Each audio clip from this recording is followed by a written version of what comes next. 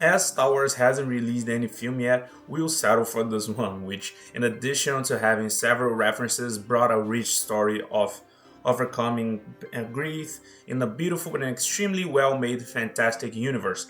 The wait for this film was well worth the wait, so stick to me to the end to understand everything about this movie, the creator. So please don't forget to leave a like, don't forget to subscribe, it helps us a lot. And let's go with this video, spoiler-free analysis.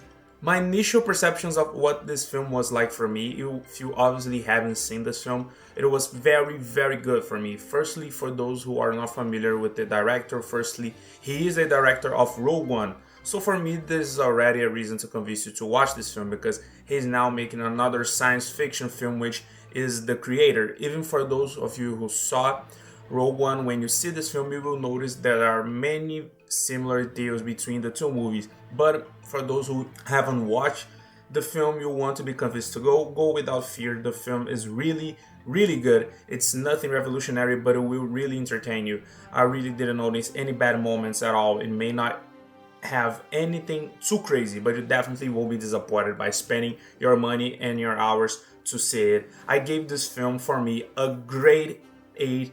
There's nothing to complain about. Spoiler analysis. So now for the spoilers. If you haven't seen the film, you don't want to watch any, please leave the video, because from now on it will be full of spoilers. So yes, I like the film for several reasons. Firstly, it didn't stick too much into the cliche of the issue of combating artificial intelligence as I was expecting, because this film, in addition to being divided into arcs, brings you a lot of drama and emotion as you advance in the movie, where he reveals several things about the two characters there who have a relationship. Obviously the focus will be on Joshua, but he has his wife Maya, who throughout the film reveals that she was an informant, that he was a member of American Special Forces and was infiltrated within that band of robots and simulators, and then he ends up falling in love with her. They have a son, but they are attacked and she initially dies, and because of that, he's traumatized for the rest of his life. So if you analyze the film from his perspective, you will also realize that this film is actually a journey of overcoming his greed and overcoming several things. Firstly, we will see his emotional overcoming when he has to see the destiny that his wife had, where he was sent to this temple where she's in a coma, and he has to go there and kill her. Because as robots are not programmed to kill their creator, so to speak, he himself have to do this. Another journey that is also important, that really addresses this issue of prejudice that exists in the more Western sci universe of this film, which is that in this universe, machines are initially conscious, so they have very little difference with human beings in this universe. And we see several moments, especially the American army, having extremely violent and aggressive behavior, especially within those robots. Although yes, I agree, and it is certain that robots have programming behind them. They transmit real emotion, and when he has contact with Alfie, and he has this passion that he has with him throughout the movie, makes him look at robots with another, more human look. He leaves behind the paradigms where he himself says in the beginning of the film that the robot is not dying, he's just, shutting down. And the final irony of this is exactly when he goes even to meet his wife and he has to kill her by literally unplugging her. And also the other irony will be when he tells Alfie himself that he and the robots could not go to heaven, to paradise, and then they technically go to paradise, which is the temple itself, and there the death of Maya, who is also symbolically Alfie's mother, who, because he has similar genetic trait to her son, becomes Joshua's son as well, although he never treats him, referring him as a son, because that would be quite strange, but his bond was extremely strong, and you really feel that this feeling is pulsating. Really, this part of the film with the dramatic and emotional charge that John David Washington brought to the film was fantastic. He is an incredible actor, he's versatile for both drama and action, and of course the surprising role of this child who plays Alfie. She can really bring a surreal emotion to this character. VFX and Star Wars. Another issue that really caught my attention in this film was the setting of this beautiful world that this film is. We are so used to see box office sales of films above $100 million, $150 million, and then you go to see the film and the guy spent that only if it was advertising, because the effects are terrible and the script is dog crap. This film not only made a budget of $80 million work, as he was very concerned with those two aspects, especially with the visual effects. I really don't have anything to talk about that. Their work with the special effects, especially for the robots, was impeccable.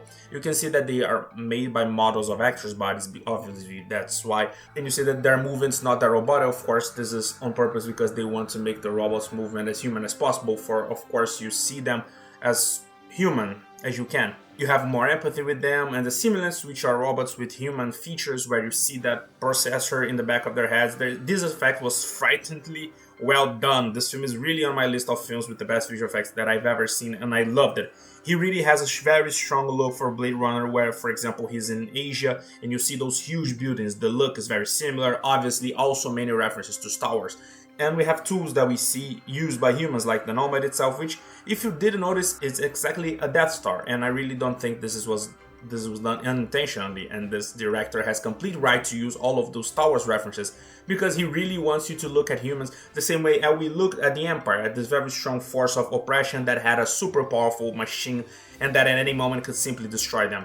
Another reference that I don't know if everyone caught is that when they're trying to get to Nomad and they are in their Los Angeles airport, and you see several destinations that the planes are going to. One of them says Scarif, which, if you don't remember, is that beautiful planet at the end of Rogue One where the Imperial base is located. One of the fantasy elements that I liked most about this film was exactly the part where you have the brain scanner, where scanning the dead person's brain places a chip and inserts it into the head of a simulant, where you can basically emulate that person. And the scariest thing is that from the moment she wakes up, she's aware that she has died, and she acts as she's desperate that she has just died.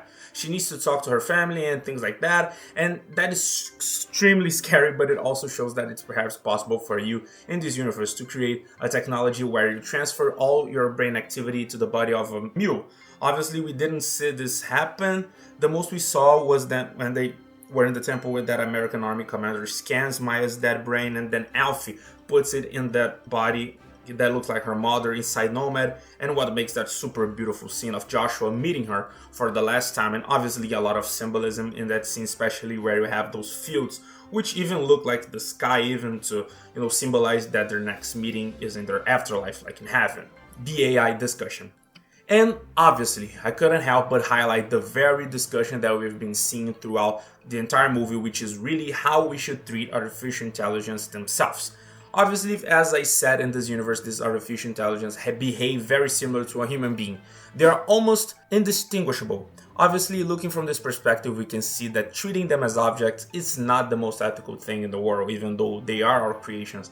Mainly because we love that we get to know that rebel army. We really understand their motivations, where they even say that as Maya or Nirmata was creating Alfie, she could have made him with the ability to hate humans and potentially enslave them. Obviously, she was a human and she won't do exactly that, but she could create a great hatred in him to be able to do that. But she used her empathy to create a creature capable of containing the excesses that men were doing, mainly with the use of Nomad. And obviously, just because I believe it doesn't mean I don't think that when you kill a robot, you are turning it off within our reality. But in the creator's world, it's really death.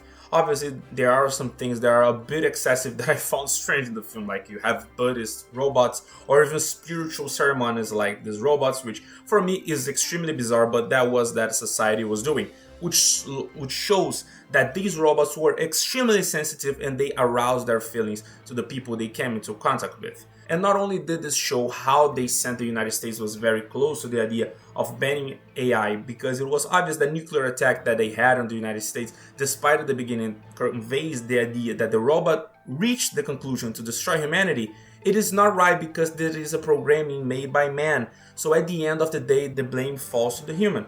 And at the end of the day, they didn't ban all AI, they banned robots. Because, for example, they are doing that resonance in Joshua's brain at the beginning of the movie.